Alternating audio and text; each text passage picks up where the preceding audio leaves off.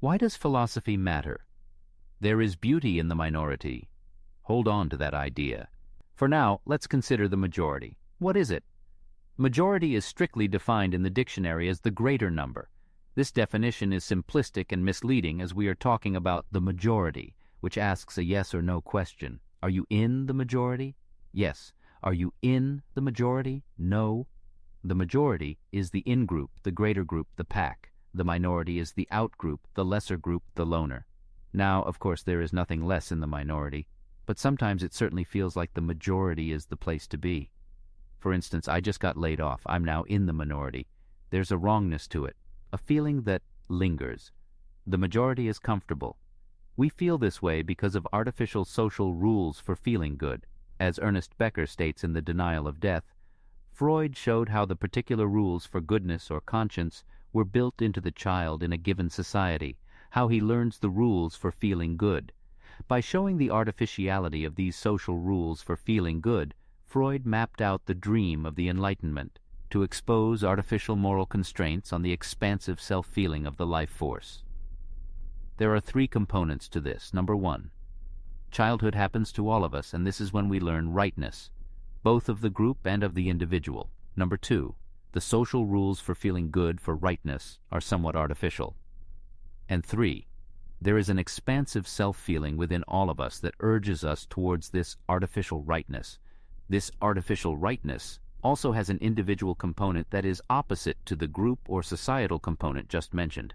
We also feel the need to expand in our own direction, away from the group, to build our own confidence. The minority calls to us. Becker continues, but on top of this special burden, to figure out rightness, nature has arranged that it is impossible for man to feel right in any straightforward way. Here we have to introduce a paradox that seems to go right to the heart of organismic life, and that is especially sharpened in man. The paradox takes the form of two motives or urges that seem to be a part of creature consciousness, and that point in two opposite directions. On the one hand, the creature is compelled by a powerful desire to identify with the cosmic process, to merge himself with the rest of nature. On the other hand, he wants to be unique, to stand out as something different and apart. Becker soon after goes on to label the urge to merge with the group as agape, or the agape merger, and the urge to go your own way as eros. To me, philosophy exists to explore the many contradictions that exist in human nature. For example, we all feel an urge towards the agape merge and an urge towards eros at different degrees throughout our lives. The important part, the philosophical truth, is to understand that both urges live inside of all of us to some degree all the time. Hence, we live in contradiction. There is an ambivalence, a not feeling one way or another about it, a melancholy to the whole affair. For instance, I'm freshly laid off, and right now I feel a strong urge towards eros, to go my own way, to be different and transcend my old self. Yet, in a few months I'll inevitably feel the agape pull, the societal psychic pressure of the majority, and when I start a new job, that fresh Kool-Aid will wash over me, embedding me in sticky rightness.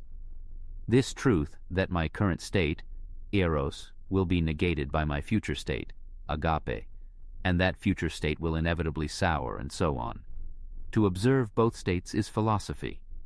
Philosophy is a tool, a cataloging of previous struggles within contradiction, that provide refreshment in the middle, the gray area when we aren't agape or eros, where we are neither body nor mind, when we are simply observing the absurd beauty.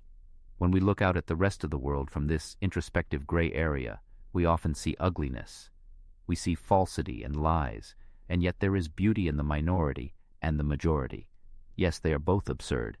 Eros urges man, a creature who defecates like any other, to rise up out of the mire and the muck towards cosmic uniqueness all by himself, to stick out of nature and shine, to have the audacity to develop self-powers, to seize the opportunity for more life. And agape, with its outrageous symbolic meaning structures that drive men to charge from trenches into fire for the nation, or toil in a factory or office, working with gnarled hands or carpal tunnel for the acquisition of consumer goods, the piling up of money and privileges that now characterize whole ways of life. Of course they are absurd. Of course we lie to ourselves. We simply must. On top of this, On top of needing to lie to ourselves, to have healthy illusions, we can't even carry both lies to a meaningful degree at the same time, as Becker elucidates. Now we see what we might call the ontological or creature tragedy that is so peculiar to man. If he gives in to agape, he risks failing to develop himself, his active contribution to the rest of life.